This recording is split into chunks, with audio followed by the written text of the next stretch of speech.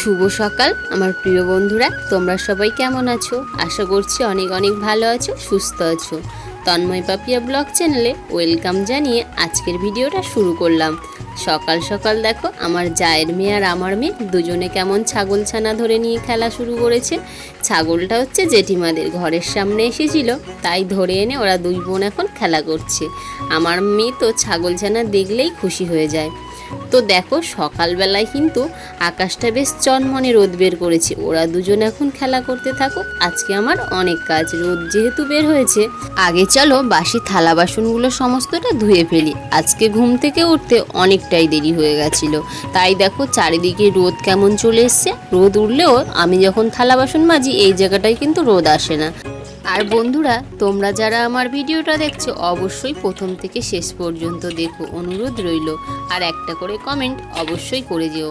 তো দেখো আমি আগে প্রথমে এঁটো থালা বাসনগুলো ভালো করে সব ধুয়ে নিলাম, কারণ ওই ভাত এঁটো কাটা লেগে থাকে না, তো তার জন্য ধুয়ে নিয়ে ভালো করে ওই বড় গামলাটাকে ধুয়ে নিয়ে তারপরে এবার একটা একটা করে মাজছি আর একটা একটা করে ধুয়ে নেব।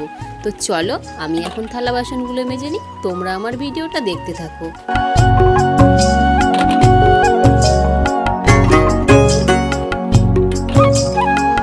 আমার পেছনে দেখো ওই যে ছাগলগুলো, ওগুলোও কিন্তু জেঠিমা। থালা বাসনগুলো তো আমার এখন ধোয়া হয়ে গেছে, আমি এবার ঘরে চলে যাচ্ছি। আর দেখছো কাঁথা জামা কাপড় আগের দিনের যা ছিল সব কিছুই কিন্তু বাইরে আমি আগেই বের করে দিয়েছি। সকালবেলা উঠেই দেখতে পাচ্ছ কত সুন্দর রোদ বের করেছে, আকাশ কিন্তু মেঘ আছে, তো যতক্ষণ রোদ্দুর আছে ততক্ষণে শুকিয়ে যাবে। তো আমাদের বিছানার উপরে দেখছো নুন আর তেলের বোতল।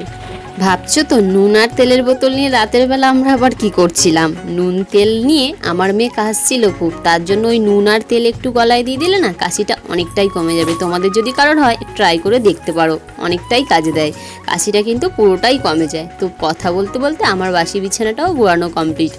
বিছানা তুলে নিয়ে এক গাদা জামা কাপড় সব বাইরে বের করে দিয়েছি। দেখো কয়েকদিন ধরেই জড়ো করা ছিল, রোদ্দুর উঠছিল না আর কাচতে পারছিলাম না। তো দেখো আমি এখন এক বালতি জল পুকুর থেকে এনে ওই গামলাতে দিয়ে এখন সার্প দিয়ে সব জামা কাপড়গুলো একে একে ভিজিয়ে দিচ্ছি।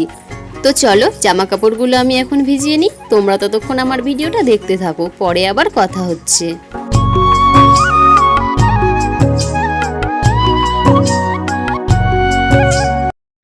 চলো এখন আমি আমার মেয়ের খিচুড়ি সেন্টারে যাব।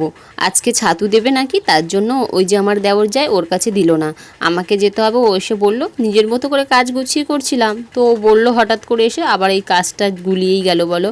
তো চলো ওই খিচুড়ি সেন্টার থেকে ছাতুটা ধরে নিয়ে আসে। আমি আমার মেয়ে কেউ খেতে ভালোবাসি না, কাউকে একটা দিয়ে দেবো।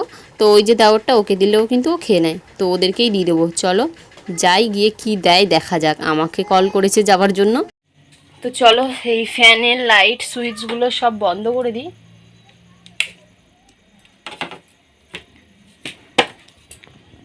বিলটা একটু বাজবে, তো চলো ক্যানটা নিয়ে আর যাব। এই যে ক্যানের ব্যাগই রেডি ছিল ওইখানটা, এবার বাজার করে পাঠিয়েছে ওর হাত দিয়ে। আবার 9:30 বেজে গেছে, জানো। দেখো কি বাজার এনেছে, এসে তোমাদেরকে দেখাবো। এখন এটা নামিয়ে দিয়ে চলে যাবো এখানে, যেহেতু ছাতু দেবে ব্যাগ না নিয়ে গেলে হবে না। যে এখানে ভাত দিয়েছে, আর এই যে একটা কাঁচা ডিম, আর এই যে ছাতু। ভাবো তো খাই শুধু ভাত কেউ খেতে পারে বলো তো? শুধু ভাত দেয় সেন্টার থেকে, আর কাঁচা ডিম দেয়। সিদ্ধ দিলে তো মানুষ খেতে পারে, তো কাঁচাই দেয়। সিদ্ধ করে ওরা আর কষ্ট। দেখো এখানে আমার বর বাজার পাঠিয়েছিল, বলছিলাম মুড়ি, আর এটা আটা, আর এটা আলু ছিল না, আমি ফোন করে বলে দিয়েছিলাম, তাই আলুটা নিয়ে এসে। আর ও গেছে চুল কাটতে। তো চলো আলুটা রান্নাঘরে নিয়ে যাবো, আটাটাকেও নিয়ে যাবো ঘরে, মুড়িটা রেখে আসি।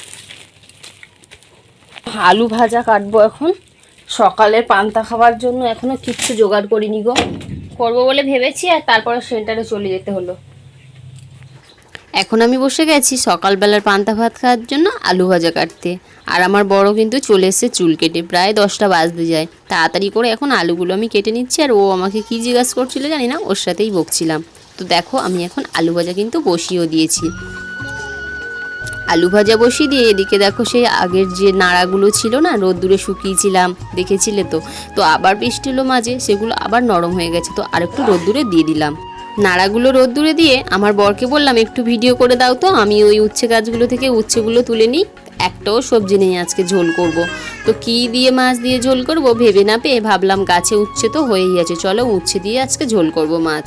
তো আমার বরাবর উচ্ছে দিয়ে ঝোল খুব ভালো খাই। তো দেখো আমি এখন উচ্ছেগুলো সব তুলে নিচ্ছি খুঁজে খুঁজে। এই যে গাছটা না পড়ে হয়েছে, কিন্তু অনেক উচ্ছে হলো। আর উচ্ছের সাইজগুলো কিন্তু বেশ বড় বড়। দেখো একটা ছোটো মতো উচ্ছে, ওটা ছোট সাইজে কিন্তু পেকে গেছে। আমার বর বলছে ওইটুকু উচ্ছে কেন তুললে, আমি বলছি অল্প বয়সে পেকে গেছে।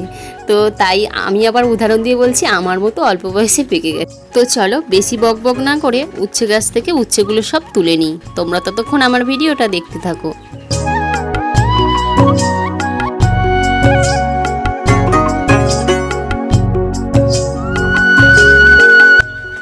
এদিকের গাছের উচ্ছেগুলো আমার তোলা পুরোটাই কমপ্লিট হয়ে গেছে। এবার ওই দিকে দেখো আরেকটা উচ্ছে গাছ হয়ে আছে, ওই উচ্ছে গাছের কাছে চলে গেলাম। এদিকেও কিন্তু অনেক উচ্ছে হয়েছে গাছটাতে, প্রায় অনেক দিনই উচ্ছে তোলা হয়নি, তাই উচ্ছের সাইজগুলো বেশ বড় বড় হয়েছে।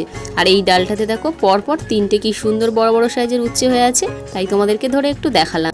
আর চারিদিকের পরিবেশটা কেমন সবুজ সবুজ লাগছে, দারুণ লাগছে না বলো? উচ্ছে দেখো কতগুলো হয়েছে, এই দেখো 500-র উপরে হবে উচ্ছে। আগের দিন আবার কয়েকটা উচ্ছে আমি তুলে নিয়ে ফ্রিজে রেখেছিলাম। উচ্ছে তোলা তো কমপ্লিট। উচ্ছে তুলে নিয়ে গিয়ে খাওয়া দাওয়া করে আলু ভাজা হচ্ছিল দেখলেই তো, আগে আলু ভাজা করে পান্তা খেয়ে নিয়ে গায়ে শক্তি করে নিয়ে চলে এসেছি এবার জামা কাপড়গুলো কেচে নিতে। কত জামা কাপড় দেখতে পাচ্ছ, ওই বালতিতে এক বালতি ভিজিয়েছিলাম আর ওই গামলাতে। এখন সবটা এক জায়গা করে নিয়ে বালতি করে এক বালতি জল পুকুর থেকে এনে নিয়ে এখন এগুলোকে কেচে নিচ্ছি ভালো করে। তো চলো বন্ধুরা, আজকের আর জামা কাপড় কাচতে কাচতে কত টাইম লাগবে যে 1 ঘন্টাই লেগে গেছিলো আমার।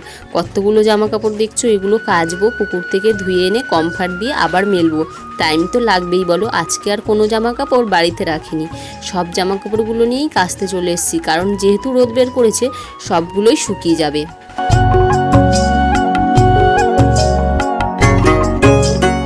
জামা কাপড় কেচে ধুয়ে নিয়ে চলে এসেছি। আগের দিনের যেগুলো রোদ্দুরে দিয়েছিলাম ওইগুলো তো ভাড়াতে দেওয়া ছিল, তাই ভাড়াটা ফাঁকা করে নিলাম, নিয়ে এখন যেগুলো কেচে এনেছি সেইগুলোকে মেলে দিলাম। চলো জামা কাপড় মেলা কিন্তু আমার কমপ্লিট, অতটা আর তোমাদের সাথে শেয়ার করিনি। এদিকে ভাত বসিয়ে দিয়ে তারপরে জামা কাপড় কাচতে গেছিলাম, এসে দেখছি ভাতটা একদম জল নেই, ফ্যানটা পুরো শুকিয়ে গেছে। তাড়াতাড়ি করে আবার ভাতটা উপর দিয়ে দিলাম। উপর দিয়ে আমি এদিকে বসে গেছি উচ্ছে আলু কেটে নিতে, সময়ে খুব টানাটানি। তো যেহেতু আজকে অনেকটা জামা কাপড় কেচেছি 1 ঘন্টার উপরে লেগে গেছিলো, তাই অনেকটাই দেরি হয়ে গেছে। এদিকে উচ্ছে আলুটা কেটে আমি ভাজা বসিয়ে দিয়েছি, ভাজা মানে ঝোল করব, তো একটু কষিয়ে নিচ্ছি। একটু নুন দিয়ে দিলাম, দিয়ে ভালো করে সবজিটাকে কষিয়ে নিচ্ছি। একটা সুবিধা আছে, যেহেতু আমি গ্যাসে রান্না করছি, এদিকে একটা তরকারি বসিয়ে দিয়ে আর একটা তরকারি সবজি কিন্তু আমি কেটে নিচ্ছি। এখন আমি ওই কচু কেটে নিচ্ছি। কচু বলতে এই কচুটাকে বলে ভোট কচু, বড় বড় সাইজের লম্বা লম্বা দেখতে যে কচুগুলো হয় ওই কচু, তো আমাদের এখানে ভোট কচু বলে। তো সেই ভোট কচু আলু কেটে নিচ্ছি। ভাবছিলাম আলু আর ভোট কচু দিয়ে ভাজা করব, তারপরে ভাবলাম না, গাছে পুঁই শাক হয়েছে, ডগাগুলো বেশ লম্বা লম্বা হয়েছে, তাই 3টে ছোট ছোট করে ডগা কেটে নিয়ে চলে এলাম। আর পুঁই শাকগুলো দেখো কেমন সরু সরু হয়েছে, গায়ে একটু মাংস লাগেনি, কেন তা কে জানে এরকম হয়ে গেল। তো আমিই বসিয়েছিলাম পুঁই শাকগুলো, জানো তো আমার মতো রোগা পেটকাই হয়েছে পুঁই শাকগুলো। তো চলো, এদিকে কিন্তু বকবক করতে করতে আমার রান্নাটাও কিন্তু হয়ে গেছে। উচ্ছে আলুর ঝোল করেছি, আমার মেয়ের জন্য আগে তরকারি তুলে নিয়েছি। চচ্চড়িটা তোমাদের সাথে শেয়ার করিনি, একেবারে খেয়ে দেখো শেষও করে ফেলেছি চচ্চড়িটা। আর আমার মেয়ে দেখো আমাদের খাওয়ার সময় বসে এরকমভাবে ডিস্টার্ব করে। গুড ইভিনিং বন্ধুরা, একেবারে চলে এসেছি সন্ধ্যাবেলা গরম গরম চা হাতে নিয়ে। আমার বর বসে গেছে চা খাওয়ার জন্য, আর আমার এদিকে সন্ধ্যা দেওয়া কমপ্লিট হয়ে গেছে। আর কত জামা কাপড় দেখো, সেই সব জামা কাপড়গুলো সব শুকিয়েছে, এখানে তোলা হয়েছে, বেশিরভাগটা আবার শুকায়নি, রোদ্দুরই হয়নি। চা করে নিয়ে এসেছি, আর আমার মেয়ে দেখো পড়াশোনায় কত ব্যস্ত, খাতা নিয়ে লিখছে। আর দেখো খাতার পেজ ছিঁড়ে খাতার উপরে উঠে কি পড়াশুনোটা করছে দেখতে পাচ্ছ তোমরা একবার। এরকম পড়াশুনো করার মেয়ে তোমাদের বাড়ি আছে নাকি বলো? হাত দিতে হাত দিতে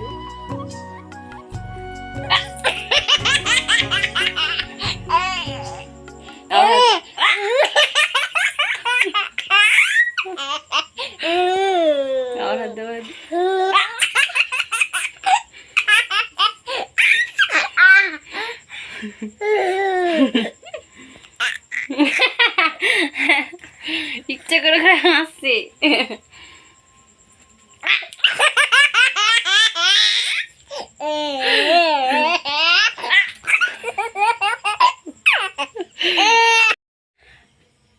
আমার মেয়ের জন্য সিমাই করতে এসেছি, ঠিক আছে। আর এইখানে লাইটটা আছে না, তো ওকে বলছে হাত দে, যেই হাত দিতে যাচ্ছে আমি একটু মানে লাগার মতো ভান করছি, কেমন হাসছে দেখছো তো, দেখো এখনও হেসে যাচ্ছে। তো চলো, আমাদের সিমাই এখন হচ্ছে গ্যাসের ওখানে, আর আমি আর আমার মেয়ে খেলা করছি। আর কেমন ঘেমে গেছে দেখো, প্রচণ্ড গরম হচ্ছে।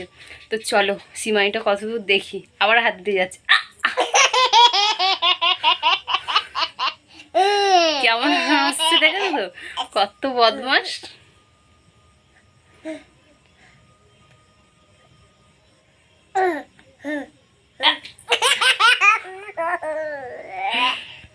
ওভেনের এখানে লাইটটা জ্বালাতে ভুলে গেছি। তো চলো, হয়ে এসছে প্রায়, আর লাইট জ্বালিয়ে লাভ নেই, আবার নিভাতে হবে।